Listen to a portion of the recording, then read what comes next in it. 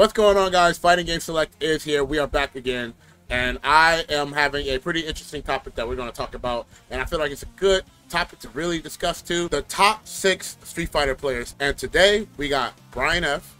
What's good, bro? What's up, my man? Thanks for having me on. It's been a long time coming. You know, we've been through our own trials and tribulations together. I don't know if people know our lore back in the olden days. Can we talk about it? Can we talk about it? Maybe another time. That would be an interesting interesting discussion, wouldn't it? Yeah, you know, I think that. I just want to say, dude, I'm really proud of how far you've gone with the content thing and picking up this channel and running with it. We've been doing some work, haven't we? We've become, bro. I think you're right in saying it's kind of controversial because I think the context is the CPT format has been kind of weird this season. Ever since, you know, the pandemic happened, basically, it all shifted to online, which put everybody in like these pocket regions. So it's hard to like gauge who's the best in the world because we don't have international mixing of competition. But then this season, it's mostly online again, but then we've had a couple of like offline major events. So you get like these pockets of like players who are doing the best against the world, but then you're back to also these regional pockets. So it's definitely going to be a lot of bias and a lot of like stretching to make a conclusion because you really can't make any good conclusions, which I think is why this will be fun because people will debate all these answers. If you're pissed at us, just know you probably have a point. That's the whole point. That's why we're doing the debate right now. But I guess Mena RD, he's got to be on the list. Listen, I don't care. I think this is the one of like 2 or 3 guys, like no matter who you are, you're putting Mena RD up there. I mean, his offline season is what really speaks to it because, like I mentioned, for the CPT, there was only 3 major offline events. We had EVO in the beginning of the season, over 7,000 players at it. Then there was CPT Singapore and CPT France, and those were the actual 3 CPT events. In between that, we had Gamers 8, which is like the other big event that had a lot of eyes on it, even though it was an invitational. And Mena RD is the only guy to be in top 8 for all 4 of those events. I tallied all these numbers for a previous segment I did on him. He's the only person who made top 8 at all of these, and he got 2nd at EVO. He was cracking at least 5th or above in all these other CPT events. So if you like tallied up the points for a season, he'd be at least number 2 in the world based on I made a pseudo CPT point chart.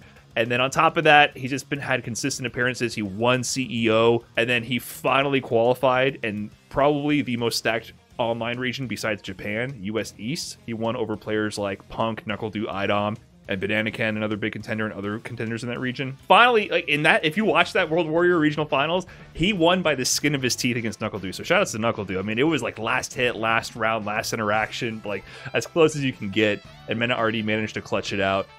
So I think he's been the most prolific player right now and had the most consistent results. And I think consistency is king. That's my opinion and the opinion of a lot of players. So he's number 1 for me. I think one of the guys that are definitely one of the best is Punk the God, bro. Of course. Punk, whatever you want to call him, man. And one of the main reasons why I want to say that he's really good, he's always been, not only that he is I feel like he brings a show to like a lot of his matches. Because you know he always got a lot to say, right? Mm-hmm. And like if you don't mess, he's the definition of like don't poke the bear, right? 100%. So when you see somebody that pokes the bear, I feel like the match gets more interesting, right? Mm-hmm. Because you know he's gonna have the last word, right? To talk about the consistency level, man, he's been consistent literally since this game came out, and I feel like he's played a character that a lot of people didn't play. Or it's not still currently not really playing as Cammy. You know, you see people use Pocket Cammy, but it is not as effective as like his type of Cammy. Cammy, for as strong as she is, you don't see anyone else doing what Punk's doing at all. Like she's not at all in the meta like Luke or Ken or JP or DJ is. Like she's so underrepresented, and like people put out stats of like performances in tournaments, and 90% of that's just Punk. It's just him. Yeah, super consistent. He hasn't been to as many tournaments as the other players. Like I did those stats. Punk didn't go to CPT Singapore or France, so it kind of skews it. But he got 3rd at EVO, 3rd at Gamers 8, and I think 3rd at CEO. Right? Like if that's not consistency, I don't know what is. And then of course in Street Fighter League and other avenues, he's been dominating as well. So I think he's actually up there with Mena in terms of consistency. I kind of wish he went to this other CPT event just so we could see him against more international players. That's my pick, man. All right, so what's your second pick, bro? All right, I'm going with another obvious one. Just to we gotta get him in there. We're talking about Angry Bird, the Evo champion. We got to talk about him. I think you know he kind of had a good early season, has been able to rest in terms of going out to the big events, but winning the largest probably the largest gaming tournament ever. There's been rumors that Evo with over 7,000 entrants was absolutely the largest gaming event of all time. To win that, and then to go on to Gamers 8 the next week, and then to get second, almost winning 2 like almost super premier level events back to back like that, is just kind of unheard of. So I think he, along with Mena, are like the 2 players who early on really cracked the code of how to play Street Fighter 6 at the highest level.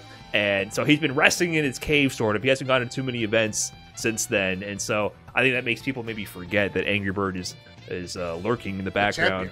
Yeah, he's the champ, and you know, based on my made-up point system, which obviously has a lot of flaws just for fun, but he would be number 1. Winning Evo Super Premier, that puts you above and beyond so many other people winning other events. And so, coming to Street Fighter 6, I think that this game rewards offense even more. I think Street Fighter 5 was more turtley, and Street Fighter 6 is definitely geared more towards offense. So I think it's just like a perfect match. Like, he was working towards this style for so long. This game comes out, it's made to be offensive. Ken is an offensive powerhouse. I think we just got kind of like the perfect marriage of playstyle and opportunity here. And Angry Bird, he's gonna terrorize the Capcom Cup, that's for sure. And I think this one is a little bit more interesting, and a lot of people might not understand why. But I have a lot of reasons why, man. And that is Fudo. I have Fudo. Yeah, I have Fudo on my list, and let me explain to you why. He started off really slow. First of all, he's playing like Dawson, and I was like, "What are you doing, Fudo?" Right? And then yeah, that was at Evo. Yeah, he was playing Dawson. Yeah. So then he picked up DJ, and I was like, "Oh, this character is literally, I think, fits Fudo so well." And what happened was when Fudo was first playing DJ, it wasn't that good, right? It wasn't that good. It was like a little bit more crazy. It was like more crazy than like normal DJs, things like that. And you know, you could kind of play DJ crazy. As he progressed and as he started like playing, like his DJ is such a crazy like transformation, bro. It's like from like Charmander to Charizard, not even Charmeleon. You know, now he has to kind of like the solid side of DJ, but then when he gets that straight hit, he like turns it up. I also feel like that he was the underdog coming to his side for the qualifier, and bro, he put in work, man, and look where he's at now. And I honestly think everybody in Japan rates him very high as a player now. I think we can't argue it anymore. I have to challenge your point, though, about him being the underdog. I think maybe in the first half of the season he was, because like you mentioned, he was kind of ramping up. He had a pretty good run at Evo with Dalsum. I think he got like 13th or 9th, and he used a little bit of DJ, mostly Dalsum. Basically, the story with the World Warrior Japan, right? They played the 5 tournaments over the season to see who goes to the finals at the end, the top 8 players. And for the first half, like, everyone is exchanging placements, right? There's no consistency. The region is so freaking stacked, and they're all so good. Everyone's kind of trading placements until Fudo shows up in World Warrior number 4. He wins World Warrior number 4 in Japan. He wins World Warrior number 5 in Japan, becomes the number 1 seeded player, and wins the World Warrior regional final to get into Capcom Cup. And from World Warrior number 3 on, I think Inkross from Liquipedia, he crunched the numbers. I think he had a 90% win rate in those tournaments in terms of games. So not only did he win those tournaments, he barely dropped any games in these like first to 3 sets along the way. He was just smoking Japan. So when you look at the point spread, like Fudo had 120 points in the World Warrior program. The next one down is 95, and then it's like 80, 80, 75, 75. Damn. So everyone else is like bunched together here, and he just jumped leagues above them in Japan and started winning everything. And then also, I haven't seen this myself, but they have stats for Street Fighter League Japan. They have 2 stages. He's number 2 in both stages, and the other players for number 1 are swapped out. So he's by far the most consistent, like in every avenue. Street Fighter League's the most consistent, so I think he proved his point. But I think he's done a lot of his magic in Japan alone. So I think North American audiences who aren't in tune to like the Japanese Street Fighter scene right now, because it's all in Japanese channels and, you know, in Japanese language, so I wouldn't blame you if you missed out. He's dominating. So I guess I'll give my final pick then. You made it easier for me because I was kind of wondering who I should pick between the two. So you got like kind of the deep cut for the NA audience, Fudo, who I think is like the best player in Japan right now for sure. But I think the one that most people are thinking of is Kakadu, right? Yeah. This dude has been so prolific since the beginning of Street Fighter V, and I feel like Angry Bird, Mena, and Kakadu kind of had this similar blow up in the beginning of the season. Kakadu had an amazing run at Evo, some of the most entertaining matches, and if you go back and look at his set in top 8 versus Tokido, it's almost like the world and the planets and the sun and the moon and the stars, they all aligned to make it so that Kakadu wouldn't win and Tokido would, because it came down to this weird combo interaction where JP's spike was supposed to hit and normally does in 99% of situations and would have given him the kill. For some reason, it didn't work properly, and the spacing was just so perfect for Tokido to make the comeback, and Kakadu was eliminated. But since then, he won Gamers 8 the week after, and it became kind of like the rivalry between Angry Bird and Kakadu. But also, he then got top 8. He got 5th at CPT Singapore. And when I looked back at all these results, it turns out like that the biggest roadblock for Meta RD to getting into Capcom Cup and for going far in these tournaments was Kakadu. Kakadu put Meta RD in losers at EVO, Gamers 8, and CPT Singapore. At every single one of these tournaments that Kakadu and Meta were at, Kakadu is the guy who put the brakes on Meta RD and put him in losers. Beyond that, he also won Blink Respawn, and I think he beat Meta RD again at Blink Respawn. So his hitting percentage in these offline events is actually incredible. Like, he keeps showing up offline, traveling. That said, he's still not in Capcom Cup after all that. After being so prolific. It's hearing that, because I remember everybody was saying like he was like the best Street Fighter player at the time, and like, you know, to hear all of that, I feel like you know, now I just feel like because Japan is so stacked, and you know, I feel like he ran into Fudo quite often too, and I just feel like that he just he didn't get that chance to qualify, right? And I feel like now he's gonna have to go to the LCQ. Well, he has the CPT, so he has 2 chances left, which is win the hardest tournament. I think the CPT Japan is going to be the hardest tournament in the world, right? So win that. It has like over 700 entrants already, and those are all the best players on the planet. So win that. If he doesn't win that, win LCQ, which I actually think he has the best shot at LCQ. I think if he travels so too, for that, especially a lot of you know, I hate to say it this way, but a lot of people getting denied to travel to the U.S. So I feel like a lot of people are not going to be able to come out internationally, and like, you know, being able to have that international experience, and you're coming out and you're like playing against players who don't. You have a higher advantage. Yeah, I think he got his traveling. He's like he is so experienced at traveling to a foreign country now and doing amazing. I really think that this player is like, he might be underrated, and that is NuckleDu, bro. Yes, sir. I'm putting my money on NuckleDu, dude. Let's go. Nobody talks about how godlike NuckleDu is, bro. I feel like that because he is in one of the strongest regions, it's so hard for somebody that good to like showcase why he's good. But when you see him play other players, bro, you like, Jesus Christ, bro. Like, you can just see the change is unleashed, bro. Definitely incredible play. Always enters all the weeklies online tournaments and wins most of them. Yeah.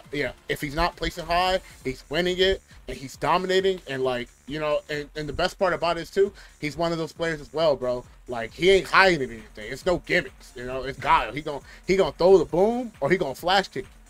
You know? Yeah, he's not hiding anything. Even when he's not practicing off stream, because that chair is holding it down. It's 100% everything he's done for Street Fighter 6. It's been documented live for the world to see. When he's practicing, you see him in that chair. When he's out, you know, with the kids, with the fam, you know, the chair is there holding it down. So he's got nothing to hide. He's just winning on pure talent. But, you know, he put a lot of hard work, and I personally see that, and I'm like, there's no way that NuckleDu is not one of the best, bro. It's the nature of the format. That's why there's going to be so many debates on this video for sure, because there's only been 4 big events, right? Really, like 4 big ones. And so he went to CPT France, and he cracked top 8 there, which is great. But, you know, that was also when most of North America was asleep, so who knows if they saw him even there. And then he got 9th at EVO, so he's like just before like the big stage, right, for seeing him on there. So I think he hasn't had the same publicity. But if you are like a Turbo Street Fighter nerd, you've been paying attention, he wins every weekly event. He dominates it. The only people who are really like stopping him sometimes are Punk and Meta RD, and that's what's so brutal about this format. His region, only 2 out of Punk, Meta RD, NuckleDu, Idom, Banana Ken, other like top level players, only 2 of them can qualify. And he was, I'm telling you, like a pixel away from beating Meta RD and getting into Capcom Cup. If you watch the regional finals, you know, it wasn't that televised because it was on like a local channel. But if you watch that, he was so close to being the guy in Capcom Cup instead of Meta RD. And I think he has a big shot at winning. They're going to have their CPT events in like the next month, in a couple of weeks. And so the two favorites are obviously Punk and NuckleDu. That's the brutal part of this format. Only one of them are going to get in, and then there's still a chance for an upset. So I absolutely think if he went to Capcom Cup, he would go on a deep run. Dude, when I play him, I just feel like I'm stupid. Like there's not too many players on the planet who make me feel stupid. People like Punk, NuckleDu, they make you feel stupid, and NuckleDu is like, it's just brutal. His guile is next level. He knows the matchups inside and out. I wish there was a world where they could all get in, but it's just, this format is just crazy. Dude, so I think the format is so unfair for a lot of regions because, again, like, most of the best players are from East Coast. You know, you tell them Japan and the East Coast, and then Japan and East Coast is like really, really strong right now. And you tell me only one can qualify, you know what I mean, or like two can qualify. So it's like, it's really, really rough. East Coast has how many Capcom Cup champions? Mena RD, NuckleDu, Idom, and then Punk, the most winningest Street Fighter V player. Yeah, bro. I call him the second runner, bro. Right. You know, like, it's crazy. With that being said, man, is there any like dark horse picks that you have?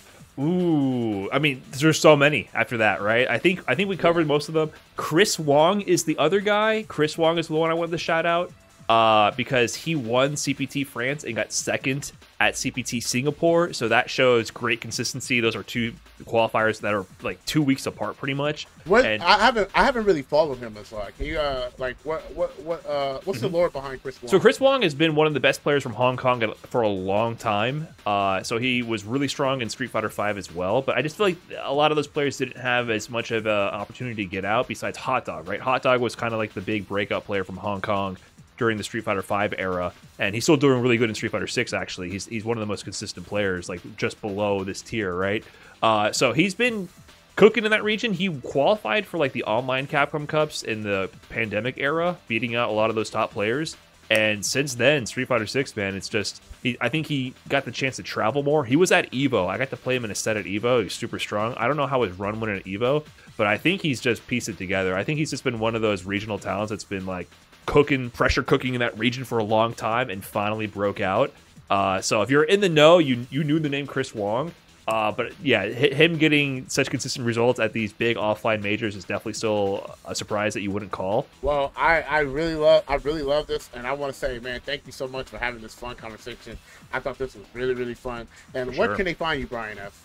Brian_F, BRIAN_F on Twitch and YouTube, and I'm sure if you search that on Twitter, you'll find me as well. Do streaming, content creation, talk about stuff like this. I like to nerd out over the competitive scene for Street Fighter and talk about Street Fighter and all its good stuff. So if you want to follow me on those platforms, hit me up. And thanks again for having me on, Kizzie. I really enjoyed this conversation. And let me know in the comment section below, guys, man, who are you guys' top 6 best Street Fighter players right now, currently? And let me know if we are having like some wild takes, man. You know, I know people in the comment section below got the most to say behind the keyboard. So go ahead, shoot your shot down there. We appreciate you, and we'll see you guys in the next episode.